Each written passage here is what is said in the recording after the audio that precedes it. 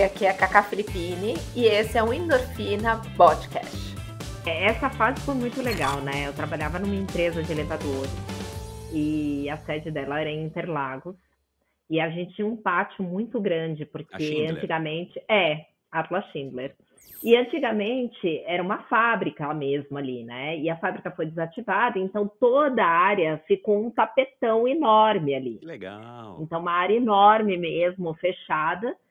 E eu já via, toda vez que eu ia embora, eu via um pessoal correndo e tal. Aí um dia num café, um japa chegou para mim, que a gente chamava inclusive ele de japa. Ele chegou e falou assim: Ô Cacá, você não tá afim de correr, não? Aí eu falei assim: correr do quê? Tem algum bicho? Aqui ainda brinquei. Eu lembro assim, com um copinho de café na mão. Aí ele falou: não, correr. Eu falei: você tá louca? Eu não corro nada. Eu falei: quando eu vou na academia, eu já ia pra academia, né? Porque nessa fase eu ainda ia numa academia. Então, assim, Aham. nunca fiquei completamente parado. Mas uma academia ou outra eu ia, não era super assídua, mas estava ali, pagava mensalidade, então eu me via na obrigação de ter que valer a pena, O que é né? comum para muita gente, né, acho que a maioria das pessoas Exatamente. que estão inscritas, matriculadas numa academia é meio assim, que meio que a pessoa tem condição, paga lá, e pelo menos ela tá com a consciência menos pesada, né. Exatamente. E aí eu falei assim, mas como que é isso? Aí ele falou assim, olha, a maratona. Aí eu falei, você tá louco? Maratona? E na minha cabeça eu não sabia exatamente, né, o que É. significava, mas eu já sabia que era uma coisa muito grande, que Uhum, maratona. uhum. E aí ele falou assim, não, mas calma, você não vai correr tudo sozinha, nós vamos correr em 8.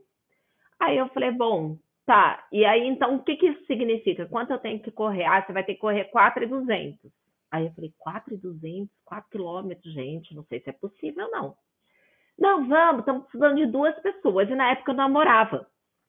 E aí eu cheguei pro meu então namorado e falei assim, escuta, você tá afim de correr? Ele já corria um pouquinho, mas coisa boba. Corria 10 minutos na esteira antes de academia também, Aham. jogava tênis e tal. Aí ele falou assim, mas como assim? Aí eu falei, o pessoal do escritório está querendo correr, eles já montaram 2 equipes e para fechar a terceira precisa de 2 pessoas. Custa tanto, tal. Aí ele falou assim, então vamos. Quanto tempo a gente... Era em setembro o negócio, né? Isso mesmo. E a gente estava em junho, julho. Aí eu falei assim, a gente tem aí uns 3 meses pela frente, tal. Então tá. Aí eu falei, bom, você treina daí que eu treino daqui, porque os meninos organizaram, faziam uma planilha, colocavam no mural de avisos, tal, fazendo grupo A, B, C, os Legal. horários. Tinha horário de manhã antes do expediente, na hora do almoço e no final. E aí eu me inscrevi no do final, porque era o tempo que eu tinha para ir para curso, porque eu fazia curso à noite nessa época. Aí eu falei, então tá bom, vou fazer. Só que nem sempre eu conseguia atender os treinos, porque às vezes eu ficava presa numa reunião, às vezes eu tinha que chegar antes no outro lugar, enfim. E aí eu fiz alguns treinos, foi super bacana, quase morri, né? Eu vou dizer assim, não foi paixão, pelo contrário, eu falava assim, eu não posso deixar o pessoal na mão. E o mais engraçado, Michel, em mais ou menos umas 3 semanas antes, eu resolvi terminar meu namoro. E Eita nós. aí ele chegou e falou assim para mim, escuta, e a corrida? E eu falei, a corrida você vai também, ué. A gente terminou porque não tem conexão. Eu era uma pessoa tão prática que eu era assim, entendeu? Eu falei, você vai também, você não pode, né, deixar Isso a aí. equipe na mão. Eu falei, vida que segue. E aí nós fomos para lá. Eu lembro que a gente foi na USP e nós fomos de trem. Eu nunca tinha andado de trem na vida. E aí nós fomos de trem, toda a equipe e tudo mais, tal. E foi muito legal, assim. Eu achei que eu ia morrer no meio do percurso, né? Porque a gente, quando não sabe correr, né? A gente vai até o nosso limite e eu acho que a gente cria até uma zona nova, né? Porque tem até a zona 5, não, vamos na zona 6, 7. A gente começa a criar isso porque a gente realmente tem quase uma parada cardíaca respiratória ali no meio do percurso, mas tá lá, né? e depois ficar 3, 4 dias com dores musculares, mas fez.